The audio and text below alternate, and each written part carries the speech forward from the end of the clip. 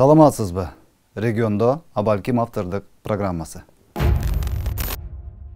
Кыргызстаныбызда байкаган болсоңуз, саясий талаада элдин көз алдында эки чоң топ пайда болду. Садыр Жапаров, Камчыбек Ташиевтер башында турган бийлик тобу жана аларга каршы экинчи бир топ. Бийлик башындагылардын тобу Кыргызстандын жерин, чек арасынын бүтүндүгүн сактап калуу, батыраак такталбаган чек ара тилкелерин тактап, элибизге коопсуз жашоону камсыз кылуу менен алпурушуп жатса, экинчи топ парламентте отуруп алып, же үйүндө жылуу жумшак төшөктө жатып алып, ошол эле чек ара маселесин шылтоо кылып, бийликти кетирүүнү көздөп жаткандар.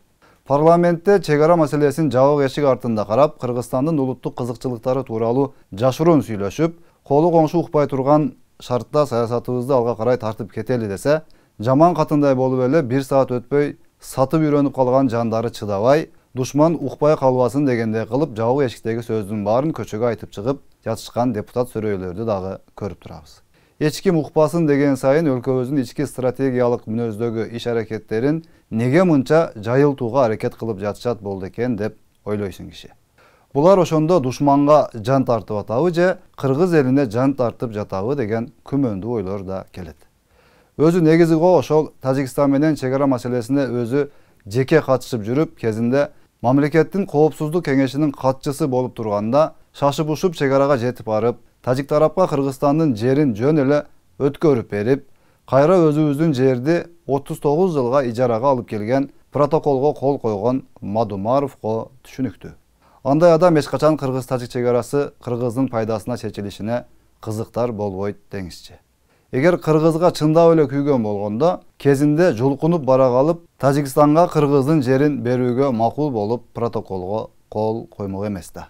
Мойнуна кылыч такаган чакта деле, мен кыргыздын 1 сантиметр жерин бербеймин деп, керек болсо салгылашып, күрөшүп жүрүп, кыргыздын жерин бербейт болчу. Дагы жакшы Кудай жалгап, ал протокол дароо күчүнө кирип, дароо жерлер тажиктерге өтүп кетпейт, мыйзам боюнча.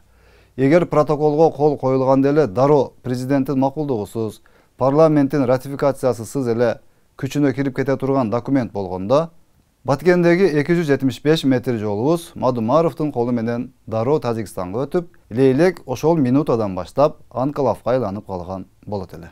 Кудай гана сактаган эл экенбиз. Болбосо бул Мадумаровго окшогон тыңчыкмаларыбыз бийликте турган жылдары казактарга, тажиктерге же Өзбекстанга Кыргызстаныбыздын дагы канча жерлерин сабаттуу түрдө өткөрүп берип салмак турбайбы деп айтып жүргөн элибизди да түшүнүүгө болот. Кудайым Кыргызстаныбыздын булар берип салган аймагын болсо дагы мындан ары бүтүн сактап, мүмкүн болсо кайра кайтарып алууга жеткирсин.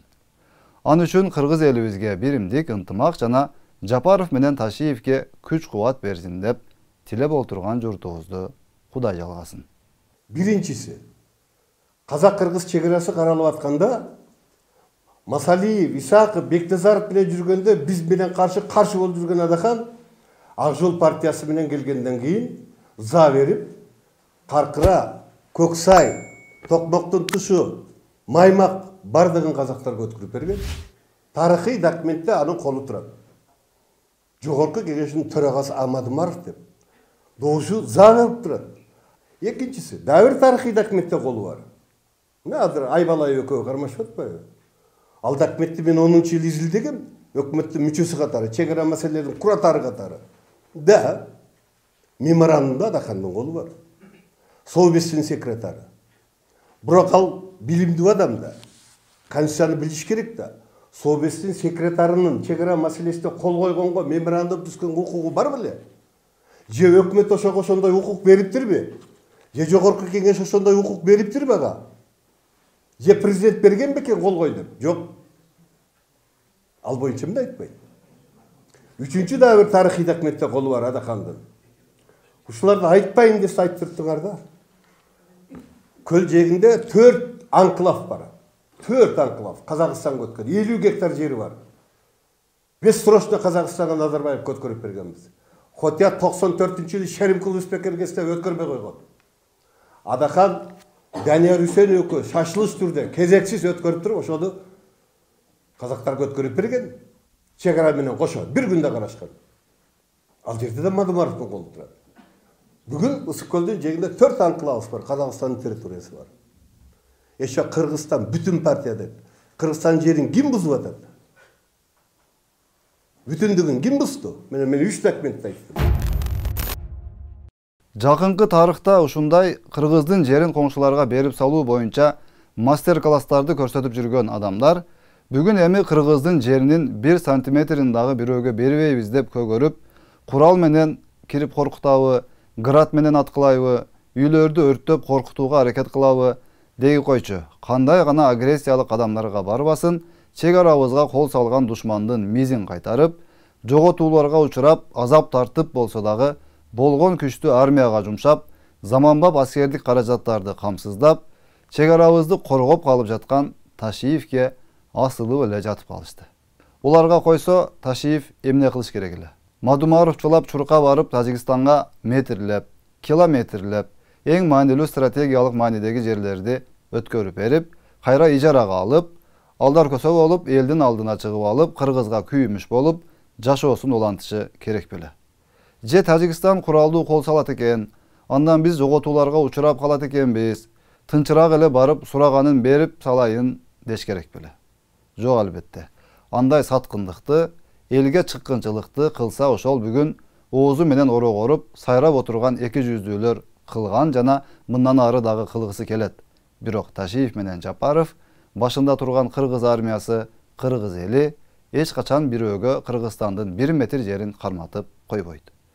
Кыргыз эли баатыр эл болуп, бекеринен жанга жан, канга кан деп айтпайт да. Жериңди сулуу чымчык болуп бирөөгө берип койгондон көрө, атса атышып, сөксө сөгүшүп, коркутса андан ашып өтүп коркутуп, сүйлөшсө сүйлөшүп, кантип болбосун өз жерибизди сактап калышыбыз бүгүнкү биздин милдет эмеспи? Дүйнөдө болуп жаткан саясий кырдаалда канчалаган өлкөлөрдүн карталары тарып, чек арасы кичирейип, эли кырылып жаткан учурда, албетте кыргыз эли бир муштумга биригип, ынтымак менен бул кооптуу доордон өтүп кетүүгө милдеттүү. Антпесе душмандын чырагына май тамып, сиз менен биз Facebook'та кыйын болуп ойду келдини жазып отурганда, булар акырын кыргыздын элин, кыргыздын жерин талкалап, жок кылуу планын ишке ашыра беришерине ыңгайлуу шарт түзүлүп калары талашсыз. Туура, элибиз буга чейин Мадумаровго окшогондор казактарга жайлоолорду өткөрүп берип, андан кийин тажиктерге жолдорду өткөрүп берүүгө макул болуп кол коюп жүргөнүн жакшы билген үчүн, сүткө оозу күйгөн айранды үйлөп ичет дегендей болуп, акыркы учурларда протоколго кол коюлду дегенди укса эле, дагы кайсыл жерлерибиз коңшуларга өтүп кетти экен деп жүрөктөрү безилдеп калганын барыбыз билебиз. Албетте, мекенчил элибиз үчүн протокол деген сөз болду, кыргыздын жери кетти дегенди гана түшүндүрүп калган.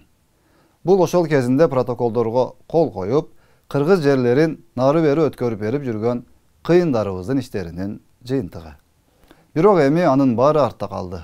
Бүгүн бийликте кыргыздын жерин бирөөгө бере тургандар эмес, тетирисинче берилип кеткен жерлерди артка кайтарып алууга жан талашып жаткан мекенчил агаларыбыз отурат. Антип биздин жерлерди бирөөлөргө бере тургандар азыр эми акыл үйрөтүп парламентте эле ойду тоону сүйлөп, айранасына өзүнө окшогон 5-6 пиарщиктерди топтоп алып эле элдин башын айлантууга аракет кылып жаткан болбосо, бүгүн эми алар эч жерге барып, протоколдорго кол коюп, кыргыздын жерин бирөөгө белек кыла алышпайт.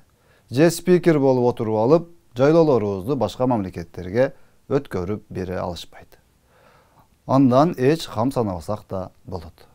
Чек ара маселесин эки тарапка тең ыңгайлуу шартта уттурбастан, алдырбай, алданбай, анан эң негизгиси элдин канын төкпөй, тынчтык жолу менен чечүүгө аракет кылып жаткан кишилер бүгүн бийликте отурат. Жапаров менен Ташиевдин бул аракеттери кыргыз-өзбек чек ара тилкелерин толук бойдон тактап, ырастап алууга шарт түзүп, жыйынтыктоочу этабына келгенин барыбыз билебиз. Аны дагы ортодон чыга калып, жалган маалыматтарды парламентте отуруп алып таркатып, Кемпирабад Өзбекстанга өтүп кетиптир деп бузукулук кылып жатканын көрдүк. Мындай сабатсыз кара пиардын арты менен албетте булар эптеп эле элди көчөгө алып чыгууга, Кыргызстанда башаламандык уюштурууга көздөрү төрт болуп жатканы түшүнүктүү. Бирок дагы бир жолу белгилеп айта кетчү жагдай, урматтуу кыргыз эли, буга чейин бийликте кандай адамдар отурду дагы, чек араларды кантип чечти, кантип кимге канча жерди бергенин айтпасак да билесиздер. эми түшүнүүгө убакыт жетиштүү болсо керек. Ал жер бергичтер азыр жок. Азыр жерибизди бирөөгө берип коет деген кооптонууга такыр негиз жок экенин президент Жапаров дагы, УКМК башчысы Ташиев дагы дээрлик күн сайын айтып жатышат. Ошол жерибизди берип койбой жаткан үчүн жер талашып жаткан душман тарап кантип болсо дагы Жапаров менен Ташиевди кыргыз элинин өзүнүн колу менен мүмкүн болушунча тезирээк бийликтен кетирүүгө ынтызар болуп турганын түшүнүү зарылчылыгы турат. Анткени булар бер дегенди бербеген, өзүнүн айтканынан кайтпай, кыргыздын 1 сантиметр жери үчүн өлүп беремин деп көгөрүп позицияда турушат. Болгон маселе ушунда. Албетте, душман тарап ачык чыгып кыргыз элин бийлигиңерди кулатып бергиле деп айта албайт. Алар кыргыздын өзүнүн ичиндеги ири жыландарын колдонот. Оппозиция деп өздөрүн атап алган бир уч күйдүргүлөрдүн оозу менен кыргыз элинин мээсин айлантып, бийликке каршы тукурушат. Бул оюндардын артында чоң саясат жатканын түшүнбөгөн кээ бир жарандарыбыз анан бул душмандын жана өзүнүн жеке кызыкчылыгына иштеп жаткан кишилердин каранда калп оюндарына азгырылып калып жатканы өкүнүчтүү. Эгер биз чындап эле мекенчил болсок, анда душмандардын саясаттарына алданып, өз колубуз менен өзүбүздү талкалап, жок кылуу пландарын ишке ашырууга такыр жол бербестен, тетирисинче элим жерим деп керт башын тобокелге салып, күнү түнү күйүп чуркап жүргөн бүгүнкү башчыларыбыздын колуна кол болуп, колдоп турушубуз керек эмеспи? Куру кыйкырык, жалган жала менен күн көргөн бир уч топ үчүн бийлик керек болсо, душман үчүн биздин жерибиз, кенибиз керек экенин эч качан унутууга мүмкүн эмес. Андыктан дос менен душманды айырмалай билип, жаш баладай болуп эле ким сырты жылтыраган нерсени көрсөтсө, ээрчип кете бербеген мекенчилдик мүнөзүбүздү кармануу зарыл. Жылтыраган нерсенин баары алтын эмес деп бекеринен айтылбаса керек. Саламатта калыңыз.